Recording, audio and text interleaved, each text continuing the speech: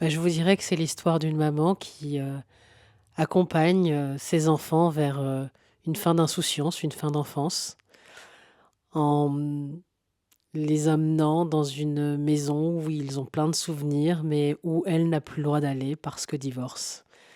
Et ce divorce, en fait, pour elle, c'est la perte, de cette maison, en tout cas de ces souvenirs. Enfin, c'est pas du tout une perte matérielle, mais en tout cas, cette maison, elle symbolise un petit peu tout ce qu'elle perd dans la séparation. Mais, ce qu'elle raconte à ses enfants, c'est que, bah, le divorce, n'est pas une fin de la parentalité. We love cinema.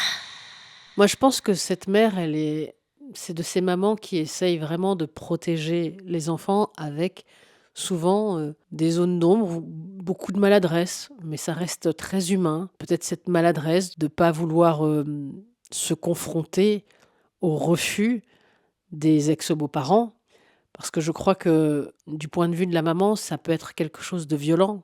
Tant qu'on y va en cachette, en secret, il n'est pas dit clairement qu'on n'a pas le droit d'y aller. Et les enfants, leur questionnement, c'est: «Mais on pourrait demander, il serait forcément d'accord».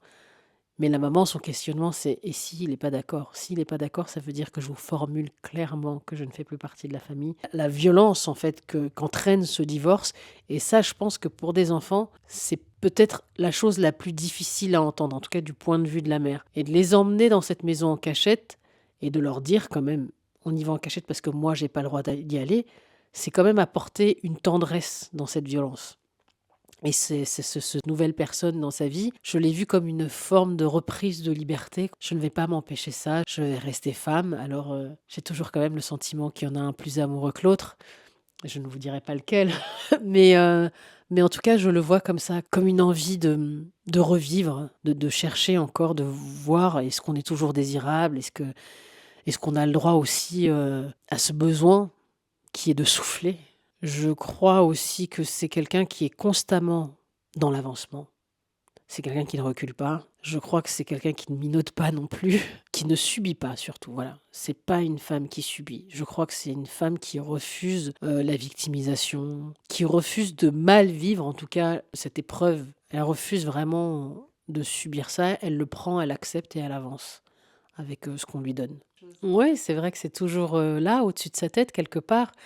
Est-ce qu'on va être, repéré? Est-ce qu'on va être regardé? Est-ce que quelque chose va empêcher, ces 6 jours? Toujours sur le qui-vive, tout le temps. Il y a une espèce de contradiction sur ce lâcher prise. Elle a envie de vivre ses vacances, en tout cas de faire vivre ses vacances à ses enfants. Tout doucement, elle essaye, elle aussi, de lâcher, de sourire, de faire une espèce d'adéquation avec cette lumière du sud, mais tout en ayant l'espèce de retenue qui est liée à la clandestinité en fait, et liée au fait qu'ils n'ont pas le droit, pour elle en tout cas, d'être là et de le vivre. Il y a cette contradiction, cette, volonté de vivre, cette volonté de se détendre, et en même temps, cet empêchement. Il y a quelque chose de très humain dans cette maladresse-là, et on maîtrise pas tout, on peut pas tout maîtriser. J'ai reçu ce scénario dans un contexte, je tournais et il y avait une grève sur le tournage, comme sur plein de tournages à cette époque-là, et donc je ne tournais pas, j'étais à l'hôtel et j'ai pu lire ce scénario, je me suis plongée dedans, et je connaissais déjà le travail de Joachim, donc je l'ai rencontré le lendemain. On a rencontré les enfants. Je crois qu'il y a eu comme une évidence de vouloir faire cette aventure ensemble. Moi, je l'ai ressenti comme ça. Je me souviens qu'on est sortis de chez les enfants et Joachim, il m'a dit: «Juste vis et je te filme».